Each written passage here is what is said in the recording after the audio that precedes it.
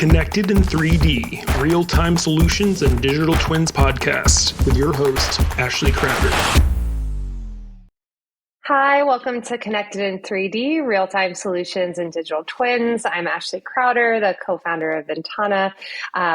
Really happy today to have Randal Cumming, who has tons of experience in real-time 3D. We met when you were global head of product at Unity, and you're the co-founder of CGI.Background, which is one of those companies that when I heard about it, I was like, why did I not think of that?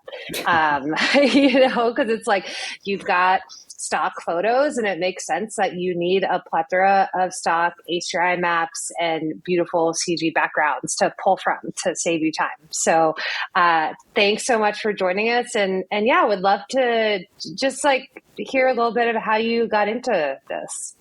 Yeah, well, thank you, Ashley. Good to see you again. So yeah, it's interesting. You sort of summed it up very well. It is stock photography, very specialized stock photography that we saw a market for in the early 2000s. So my background is actually in photography, and I was working to be a photographer in the automotive industry. And right in front of my eyes, I saw things changing. Chrysler was the first OEM to sort of take their manufacturing data and create what we now call a digital twin. So they started doing catalog work with that data. In the very beginning, the rendering wasn't all that it is today, but it was still useful enough and was solving problems at that level where they were adopting it. And so we sort of had this idea of creating a library. At the time, the other partners were photo reps, and so we were getting calls from ad agencies, and everyone was like, what's your library? What can we use to do this new CGI thing? The clients wants new backgrounds. Yeah. So we sort of consolidated. We had member photographers sort of join us. They didn't want to have to build websites to represent their stuff. So we just started a small stock group. And we actually started it before HDRi was even widely adopted. That sort of developed a couple of years later to massively improve the realism. That's the whole, really, what HDRIs are known for is sort of that product realism when shot correctly and used correctly in the different rendering software. So yeah, and then from there was an evolution. It was sort of getting involved in the stock industry in general, learning about groups like Getty at the time was acquiring a lot of other smaller teams. And just sort of seeing that evolution of rights managed stock photography, that was all the rage back then, to sort of the royalty free or the micro stock method, which was like iStock. So there's been a lot of changes in general with stock photography, which again, that's really the industry that we fall under. Yeah, no, that's so interesting. Right time, right place, and really, looking at where the future was going. And so for some of the more, non-technical people, HDRi maps play a crucial role in creating realistic lighting and reflections in 3D environments. Can you explain a bit more about what HDRi maps are and why they're so important for real-time 3D? Sure. So HDRIs are a type of image. So it stands for high dynamic range imagery. And what it is a 32-bit file format. So in addition to the lighting, or in addition to the pixel value, it has a luminance value that's inside of that 32-bit container. And the rendering software works with that file format to create lighting that was captured on location when done correctly. So one way to sort of think about it is, I think most people are aware that when they go out in the world and they're looking at people in the sunshine or sunset, and they can sort of see their faces, and they can see the sun and they can see the clouds, but then they take a picture and it's like all compressed, like people are backlit, there's no detail.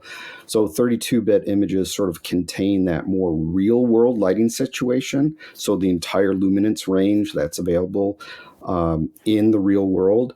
And then the software interprets that as rays or light sources inherently. It's all rendering software accepts 32-bit images and use them in a very similar manner.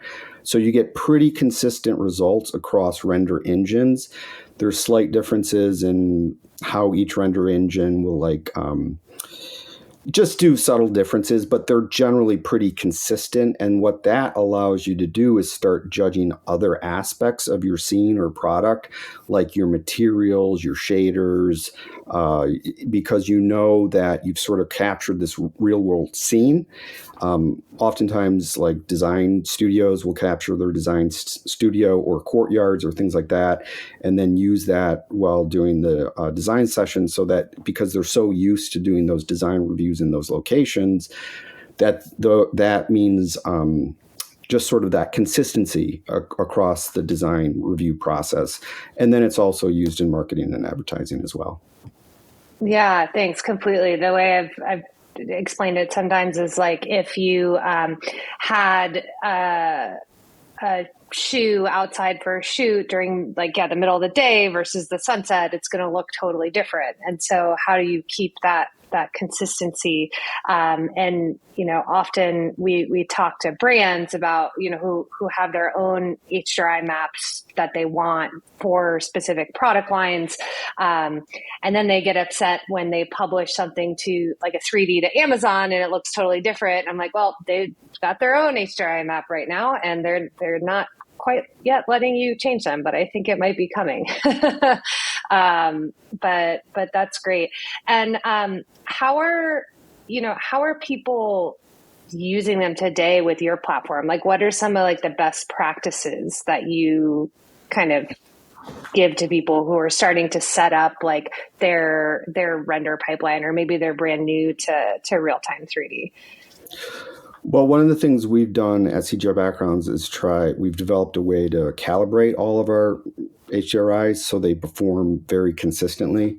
And that's something that we did as feedback from customers, as a result of the feedback from customers. So because there's so many sources for HDRIs, and really HDRi, as I said, is technically just a container. You could put a JPEG image into an HDRi. You can save it as an HDRi, but it's not going to behave as you think it should. So we try to be open and honest about that. Like there all are multiple sources. We encourage sort of the diversity in the marketplace. But we have sort of taken one further step of sort of calibrating them and making them consistent, which is just one sort of level of effort to save other people time from having to do that themselves. So there's different things you can do in the software to calibrate them, make sure that the lighting is neutral, make sure that the lighting intensity is the way you expect. And the way or the reason you're doing that is because you want that consistent lighting. You want that brand look and feel that these groups are going for. And so it's a matter of, we sort of set our own standard, and that's what everything's built to. But in general, so it's an awareness thing. They're not all the same. So be careful, sort of like where you get them from, and test them, right? And know that they can be augmented, they can be changed, that you can also add 3D lights to the scenes, you can do all sorts of stuff, but it's sort of always a matter of how much time do you have to do those things. So it's a tool. That's all it is. It's another tool in the toolbox to 3D rendering artists, and used in visualization pipelines. But when done correctly and consistently, it really helps speed up workflows. Yeah, definitely. And what's the difference between when you're using these for CGI.Backgrounds or real-time rendering versus pre-rendered content? And what are some of the things to be aware of there? Yeah. Well, I mean, real-time rendering is a spectrum, as you know. I mean, so you can be a desktop application like Unreal, and there's not really much you have to do to it. Like, it can handle pretty large files. But obviously, if you're going like web and going consumer facing, and you're going more of a WebGL route, you have to consider like optimization, obviously. So that can be everything from just resolution, to maybe augmenting or adding some actual 3D lights to sort of, so you're not relying on the render engine to do as much processing. So in general, they are used throughout the whole entire product lifecycle.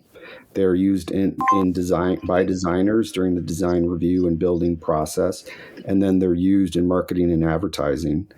And so it just really depends on what your real-time experience is and the goals, and you sort of have to just work backwards from there. Yeah, no, for sure. So from our standpoint, we're usually, you're right, working WebGL and adding HDRI Maps into the background of our 3D web viewer to create consistency for, interactive 3D on the web. And yeah, there's limitations, right? So you could have the most beautiful HDRI map, but if it's going to take forever to load, then no one's going to look at it. Compress it somehow, or simplify it some way, or change it, not to be 32-bit and maybe 8-bit, and you sort of simulate the lighting with 3D. So there's there's really no single silver bullet like solution for it or any of these paths. It's really about understanding where you want to build to and your main touch points with your customers or stakeholders, and optimizing for that. Yeah. And you really started with, I think, the hardest category or the hardest, like with auto, because it's so shiny and it needs to look perfect and everything's reflective. Like getting that lighting right is extremely difficult. So I feel like that forced you to figure out a lot of things, and then everything else probably seemed easier. But what are the main industries that you kind of work with today? So automotive still is the main one for us specifically. It's getting used more and more in other areas as they sort of evolve and mature through that digital twin transformation. It's really like where our library and we interact with customers that want realism. That's sort of the threshold. So whenever you're doing anything in a digital twin situation and you really want to showcase it as looking real, as photo real as possible, that's when sort of our style HDRIs really come into play, because they are real world. They are all shot on medium format cameras, super high fidelity. We only have a limit of 30K resolution horizontally because that's the largest file size Photoshop can handle. We could make them bigger, but tools will start to crush, sort of like break under the weight of these files. Yeah. But yeah, so it's mostly automotive, and it's different segments now. A lot of virtual production it's being used for, and that's a case where we're seeing it used across anything that's going into virtual production, because in some of these virtual production studios they add additional lights to the scenes that are like designed to like react to that, and they're actually sort of present in the scene. And so if a light behind me was or let's say a light in front of me was orange, super orange tint light for some reason, sunset, they might have lights in the studio that are designed to know where that light's coming from and put that orange hue sort of forward facing. So it's expanding. I would say, again, our library, our direct customers are ones that are pretty mature in the digital twin transformation process, and ones that care about photorealism. Yeah, no, that makes sense. I mean, being based in Los Angeles, I work with a few of the studios here, and everyone's been going to virtual production and these incredible, giant LED wall rooms where like you can stand there and feel like you're anywhere. It's pretty incredible. But that leads to huge files and lots of 3D CGI content and workflows. And that's where we're starting. Operators using Unreal Engine with other tools to run the studio. And you're still limited in those cases where the LED walls aren't 32-bit displays. So they don't actually so that's why these auxiliary lights are sort of important to those setups, so that they can add more intensity or less intensity as needed. Yeah, no, that makes a lot of sense. And then, we work a lot with people who care about augmented reality and virtual reality. I mean, talk to me a little bit about how they're used within that medium.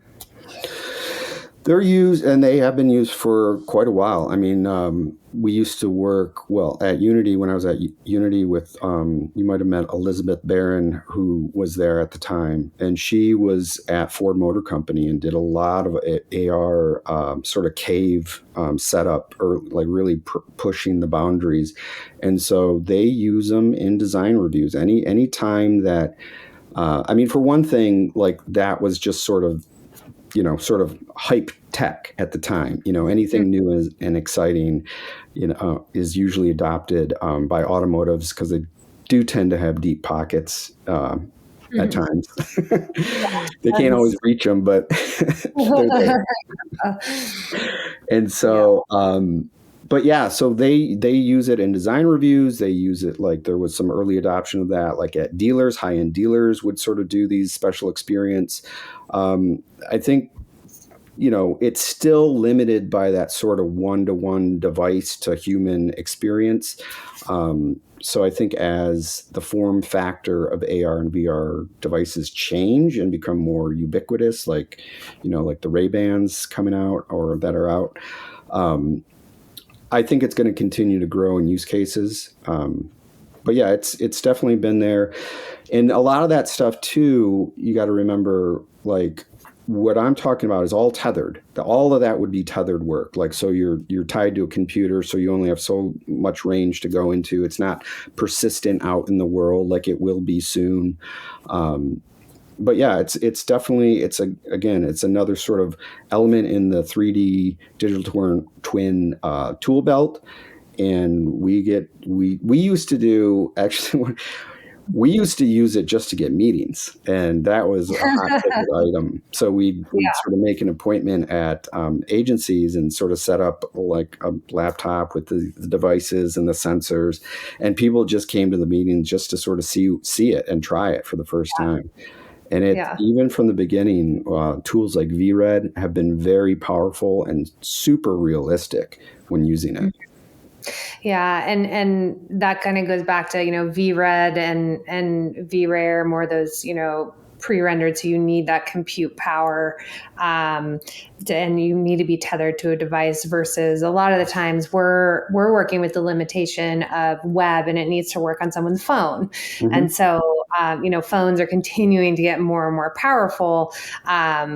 But, we'll see. Super excited about Meta's Orion announcement. So those glasses that are truly XR, but are close to the size of normal glasses, still a little big. But it'll be really incredible to see. And it's funny you say you used it to get meetings. I mean, I kind of bought the Apple Vision Pro as like a experiment. And I posted like one video on LinkedIn, and it got like 30,000 views. It's like, it paid for itself, because if I had paid for a LinkedIn ad, it would have been more expensive, So yeah. So I think some of this stuff is just figuring out, but where we're really seeing the real-time imagery help increase the bottom line is if you can set up your 3D pipeline, if you're a product company, to have that 3D asset, be able to create photorealistic imagery and automatically create every 2D render you need, you can get rid of the need and time for a lot of the photo shoots. You're still going to do some. I don't think photo shoots are ever going away. But, was talking with one of our clients, and it takes them 12 weeks to get approved product shots today. Yeah. Yeah, there was a lot of conversations like that I had at Unity too. So it's definitely a time compression tool. I'll say, like, one of the reasons I believe it was adopted in auto, like early on, because it solved a problem that was really unsolvable without the digital twin, which is configurators. So when you have a configurable product and you want to show all the valid configurations to a user as they're shopping online, it's very difficult to manufacture all those variations. I mean, maybe if you're doing 5 colors of a toaster, that's sort of manageable. But when you have all these variations in auto, like the trim levels, the wheels, the colors, the sunroof, chrome packages, blackout packages, it becomes literally impossible to shoot or create those images in any other way than utilizing a digital twin. And so I know that time compression sort of outside of auto is a huge sort of area where it's going to save people time and money and things like that. But it's when there's truly unsolvable problems in any other way that digital twins really sort of take root in an industry. Yeah, because I mean, the number of possible combinations is exponential. It's like more stars than there are in the universe, like literally. Yeah, it's the same. I mean, if you go on, Crate and Barrel or Restoration Hardware with all their custom couches, same problem. So Exactly. A lot of industries have this, and it's interesting. We've started working a lot more in the industrial manufacturing space, and I actually was just at Mine Expo, and that equipment, I do not know how they got it into that conference. Like, I don't even know how they got it there. But it's so big that it's almost impossible to to photograph and then also show the detail you need. And it's like, well, why? Because everything's designed in 3D CAD to begin with. So like, let's start from there. But yeah, it was really interesting. But very cool. I mean, I'm curious what you think about how, AI is going to help generate more of these going forward. I mean, you've got, different AI where you can, text to image, how do you see that speeding up or improving this process? So it's definitely going to be here and be here to stay. I mean, AI is an awesome tool. We use it more and more to help sort of just run the company more efficiently. We've worked with a couple of groups, NVIDIA included, to sort of try to solve the 32-bit image creation. We actually welcome it. There's things that we know we can do with it once that's here. So, I mean, it will be solved, I believe. Right now, sort of the results that are being produced by most of the tools, and that changes every single day, I know, are still not like exactly the best quality HDRIs in the world, but they're usable, and they're here. I do see that there's some remaining fringe problems around them from a user perspective. Like prompting in itself is sort of an art form. So like, when is it done? When is it final? When do I stop making changes? There's still a little bit of gray area and fearfulness of the legality and how were these engines trained and what are my usage rights, and so it's I think as those issues get solved, it will become like anything, another tool in the toolbox. Yeah, no, totally. I think AI is really good about getting us 80% of the way there with whatever you're trying to do, but definitely need a lot of help to kind of tweak it and finalize it.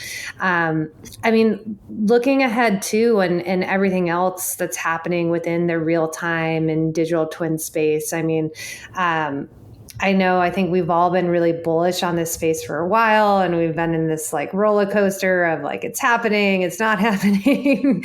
Where do you think we are right now on the adoption of digital twins in the wider, enterprise industries, and where do you think it's going to be going in the next, 3 to 5 years?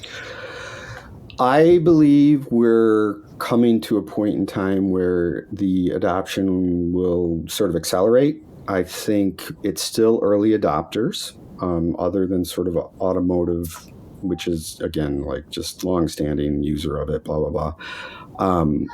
But in general, I believe that because all the data, like from every source out there about 3D interactive experiences that a customer has with a product are much richer they trust the product that they're buying. There's less returns. There's the advantage of the time compression that we were talking about earlier in terms of like manufacturing the product in China, shipping it over to LA for a photo shoot, and then, and then getting that all retouched and up online. So it compresses time frames a lot. And I think mostly it's that customer trust factor. Like when we were at Unity, we were working with eBay, and their one of their surveys showed they were doing some experimentation with real-time 3D of their shoes, and it by far was something that the buyers trusted way more than photos or videos, because everyone knows photos and videos can be retouched like super easily now, right? So that's just the standard mentality that our culture has now. Like don't trust it; it could be fake. But for some reason, in real-time 3D, it's more trusted.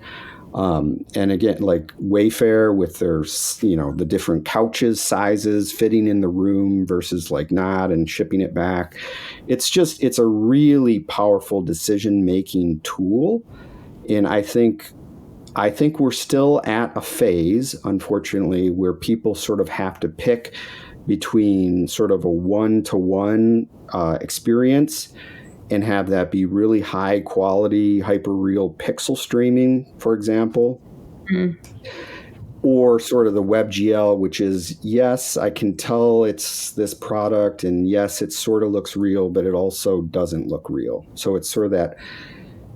So as I think WebGPU technology sort of evolves and becomes more standard, you sort of will eliminate that choice, and you'll be able to deliver higher quality experiences that are rendered on people's computer and not out on the cloud and like one-to-one GPU per session.